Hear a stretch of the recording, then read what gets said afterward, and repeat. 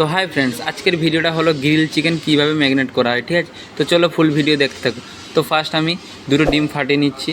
তো দুটো ডিম ফাটিয়ে নেওয়ার পরে রসুনের পেস্ট ও আদার পেস্ট নিয়ে নিব। তো চলো দেখো ফুল ভিডিওটা দিলে বুঝতে পারবে গ্রিল চিকেন কীভাবে ম্যারিনেট হয়। তো আদা রসুনের পেস্ট নিয়ে নিয়েছি।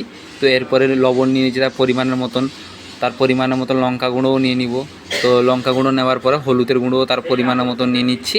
তো হলুদের গুঁড়ো নেওয়ার পরে এরপরে গরম মশলার গুঁড়ো নিয়ে নিব, তারপর জিরের গুঁড়ো নিয়ে নিব, সব কিছু তার পরিমাণের মতন। এরপরে কাস্তুরি মেথিও তার পরিমাণের মতো নিয়ে নিব। তো এর উপরে একটু 8 সস নিয়ে নিব। তো দেখো 8 সস একটু নিয়ে নিচ্ছি। তো সস আইটেম আমার নেওয়া শেষ। তো সাদা তেল এখানে ইউজ করেছি আমি। তো তোমরা পারলেও সাদা তেল ইউজ করতে পারো, তেলটা দিলে ভালো হয়। ঠিক আছে, তো এখন মশলাটাকে ভালো করে মাখিয়ে নিব।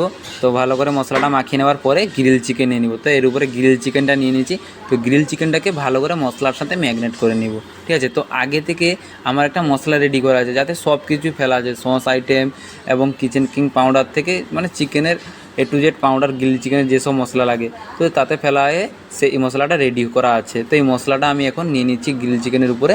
তো যে মশলাটা আগে নিয়েছিলাম সেটা ম্যারিনেট করার জন্য, আর এটাও নিচ্ছি, সেই মশলাটা রেডি করা ছিল আগে থেকে, এটাও ম্যারিনেট করতে। ফুল এখন গ্রিল চিকেনটা রেডি হয়ে গেছে। তো এই গ্রিল চিকেনটা এখন গ্রিল মেশিনে লাগানো হবে। ঠিক আছে, তো এর পরের ভিডিওটা দিব গ্রিল চিকেন কীভাবে লাগানো হয়। তো চলো এইটুকু।